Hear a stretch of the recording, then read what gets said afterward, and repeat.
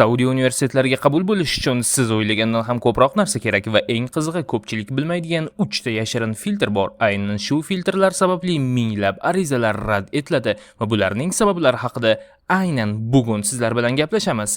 Men ismim Bilol va siz Saudcamp.uz kanalidasiz. Demak, intro. Saudcamp.uz kelajak eshiklarini ochadi.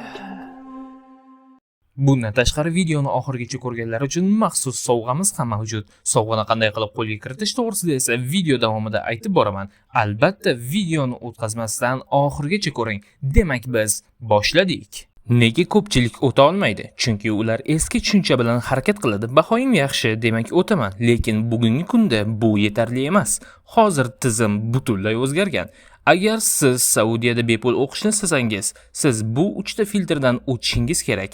Keling, birinchi filtrdan boshlaymiz. Birinchi filtr.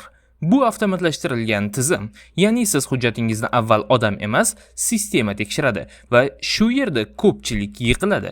Masalan, agar tarjimada bitta kichkina xato bo'lsa, rad javobi.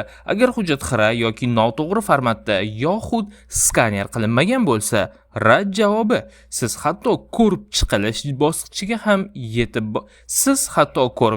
bosqichiga ham yetib bormaysiz. Ikkinchi filtr. Bu tazkiya.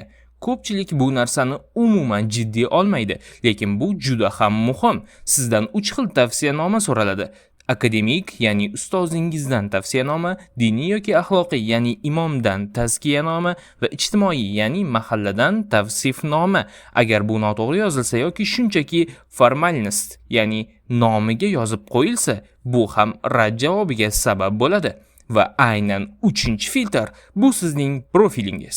Ko'pchilik faqat hujjat topshiradi, lekin o'zini nomzod sifatida Saudiya universitetlariga ko'rsatmaydi. Sizda quyidagilar bo'lishi kerak: chet tillari uchun maxsus sertifikatlar yoki ularga qiziqish, jamoat ishlarida faollik, ya'ni volontyorlik faoliyatlari, to'g'ri yozilgan motivatsion xat yoki motivation letter va boshqa muhim detallar hamda yuqorida sanab o'tilganlar va albatta hujjatlaringiz to'g'ri tayyorlanganligi va universitet talablariga to'liq mos bo'lishi shart. Bu narsalarsiz sizning profilingiz shunchaki bo'sh hisoblanadi. Agar siz ham shu 3 ta filtrdan o'tishni xohlasangiz, biz Telegram kanalimizda bepul qo'llanma joylaganmiz. Qo'llanmada qanday hujjatlar kerakligi, qanday qilib to'g'ri topshirish mumkinligi va qaysi xatolarni qilmaslik kerakligi haqida batafsil yozilgan hamda maxsus guidebook shaklida qanday qilib to'g'ri shaklda hujjatlarni tayyorlash, taxlash va universitetlarga topshirish to'g'risida maxsus guideline ham mavjud. Link hoziroq opisiyaga o'tish orqali olishingiz va hammasini o'qib o'rganib chiqishingiz mumkin. Sizlarga Saudiya Arabistoni universitetlarida maxsus grantlarni tilab qolamiz. Sog' bo'ling, omon bo'ling, o'zingizni ehtiyot qiling. Sizlar bilan Saudcamp.uz jamoasi bo'ldi.